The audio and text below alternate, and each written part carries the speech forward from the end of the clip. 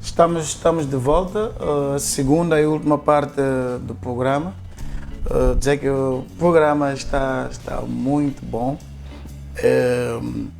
Falando do patrimônio do Estado, do cultural, eu me recordo que há alguns anos atrás a banda Jacas da Beira foi consagrada também como patrimônio cultural.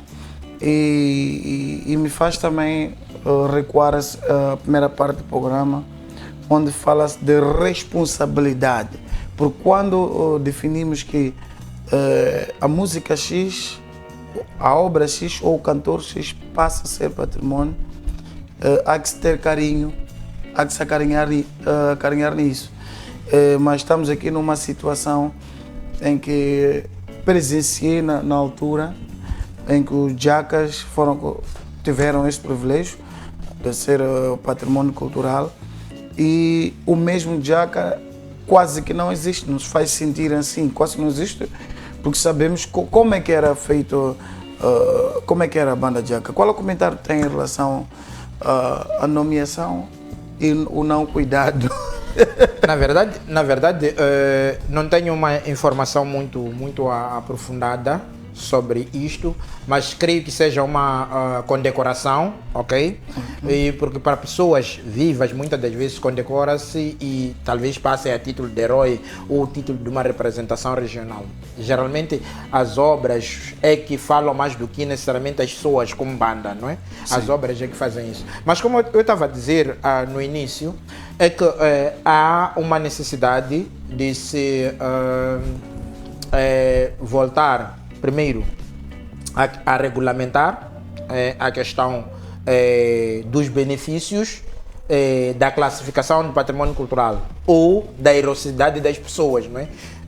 Porque me parece que não basta só atribuir os títulos, só condecorar e parar por aí. Se nós estamos a condecorar, é que tem uma importância e há uma necessidade de preservar este tal ganho, não é? Sim. Há uma necessidade disso. Então, o que acontece, na verdade, é que tanto o patrimônio material como o imaterial, para o caso moçambicano, temos pouco investimento nisto. Mas, se calhar, a falta do investimento é a falta de conhecimento do que estas bandas, estas pessoas podem contribuir, por exemplo, para o desenvolvimento, ou por outra, como é que este patrimônio pode pode criar condições para devolver o investimento que foi feito. Não sei se percebe. Sim, sim. Então, o desconhecimento disto vai trazer sempre esse debate, que a cultura só gasta dinheiro, o desporto só gasta dinheiro, que os bens do patrimônio cultural edificados só nos tiram dinheiro e não trazem nada de volta como necessariamente lucro, não é? Exato. Então, há uma necessidade de um debate aprofundado sobre a importância dessas condecorações, sobre a importância dizia, da preservação e da conservação destes ganhos culturais. Então, eu acho que o debate tem que ir para aí, porque às vezes eles não têm culpa, não têm conhecimento sobre esses aspectos. Então, o meu comentário, se calhar, cingiria-se ou ficaria por aí. O patrimônio cultural, para que serve e qual é a sua importância? Ok, nós devíamos ter começado por aí. Nesta conversa, para os efeitos dessa conversa, vamos olhar o patrimônio cultural para dois aspectos. Tem vários outros aspectos, mas dois aspectos são importantes para mim neste debate. O primeiro aspecto é a questão educacional, como eu prometi antes. A educação é um debate muito forte todos os dias, tanto na família quanto na sociedade. Todos os dias falamos que a qualidade da educação é baixa. E no livro eu tento mostrar como é que, a partir do patrimônio cultural, podemos melhorar a nossa educação. Primeiro, quando nós levamos uma criança ao museu da história natural, por exemplo, a criança tem maior e melhor condição para entender sobre os animais. Sim. Nós vivemos num país com uma diversidade tal, faunística, entretanto, nós mesmos não conhecemos esses animais. E então, indo, por exemplo, ao museu, uma criança tem maior facilidade de entender sobre a biodiversidade. Esta é a primeira parte. A segunda parte é que, imagine, Zenadine, se o pedreiro todos os dias tivesse que aprender a técnica de alinhar blocos. Tipo, construiu uma casa, esqueceu e tem que voltar de novo e lembrar-se e a tentar criar uma nova forma de construir nova casa. Sim. Então, patrimônio é mais ou menos isto. Patrimônio é isto. O patrimônio é o nosso recurso para nos lembrar das fórmulas anteriores que foram usadas para construir, por exemplo, a casa. Não sei se me faço perceber. O que acontece muitas das vezes é que nós, na Baixa da cidade de Maputo, por exemplo, temos um problema de cheias ali na 25 de setembro. Sim. E aquele problema é antigo. Não sei se percebe. Quando chegam novos gestores do município ou do país, tentam fazer intervenções sem sequer recorrer ao passado. E o que é que acontece? Todos os dias repetimos a mesma coisa. Então, o patrimônio serve disso. O patrimônio serve para nos lembrar sobre como é que foram feitas as coisas há muito tempo e, a partir daí, se calhar, tentarmos desenvolver. Eu estava a marir outro dia porque a história das pontes. Há pontes que foram construídas nos últimos 2, 3 anos e desabaram. Sim, mas sim. Temos pontes do tempo colonial que continuam lá. Sim. Então, este é o maior exemplo que nós temos que ter para conservar e preservar o patrimônio cultural, para usar das experiências que se deram bem no passado para a construção do nosso futuro. Sim. Então, o patrimônio cultural é isto. O patrimônio cultural é nosso alicerce que nos leva a entender como é que as coisas foram no passado para tomarmos melhores decisões hoje e, quem sabe, levarmos a melhorarmos o nosso futuro. Não estou a dizer que temos que melhorar o futuro, eu nem estou preocupado com isso. Estou a dizer que nós, para a educação, nós devemos usar todos os recursos possíveis culturais que vêm dos nossos antepassados para escolhermos, entenda-se isso, escolhermos aqueles que são bons exemplos e, a partir de bons exemplos, ensinarmos as nossas crianças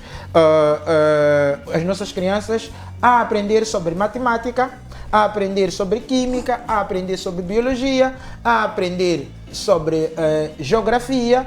O Nome Terra, por exemplo, sim. É um dos jogos, das brincadeiras que ajuda as nossas crianças. Falei de Nome Terra, mas podia ter falado de Zoto para a educação física, podia falar da construção de cestos para a matemática.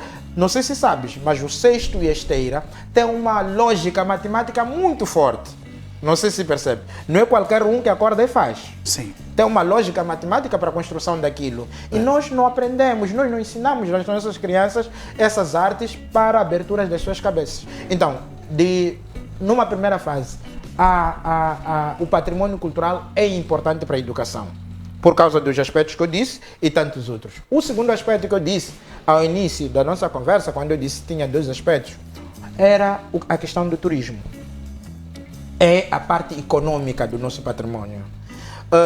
Na Espanha, há um local que data mais ou menos de 400 anos atrás, e este local passou a rainha, mais ou menos há uns 400 anos atrás. Passou a rainha e esse espaço não tem nada, ok? Não tem nada, é só um estrado que passou a rainha nesse período. E aquele espaço é visitado por milhões de pessoas. Porque ela passou. Anos.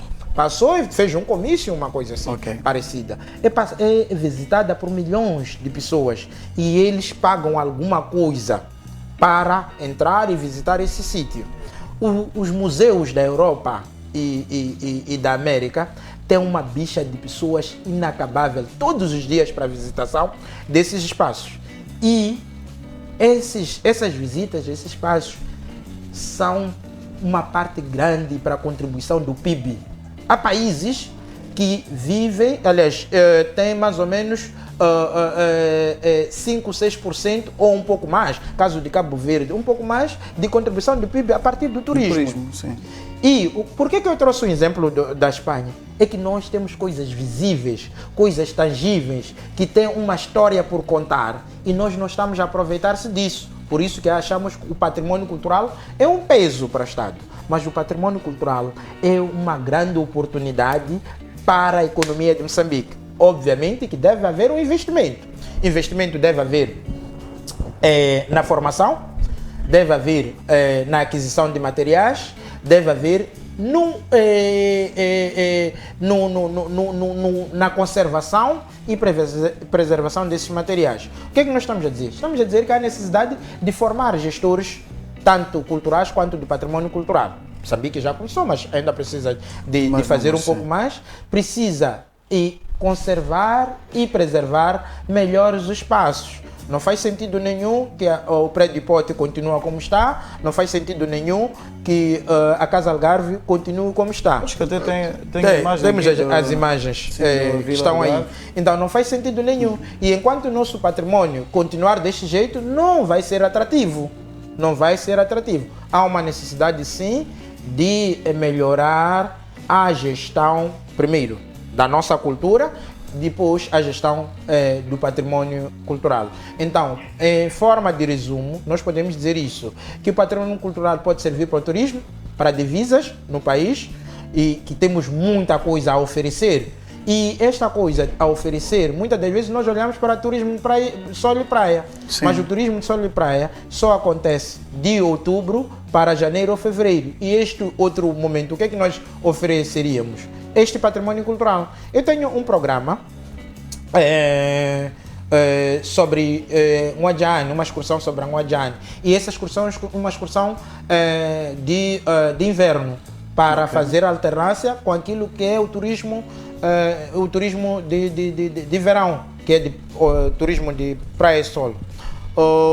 O que significa o quê? Que há um conjunto de atividades que podem ser feitas, podem ser inseridas e aproveitarmos a vasta diversidade cultural, material que a gente tem para produzir dinheiro. Então, o turismo há de ser um aspecto muito importante, mas a educação também.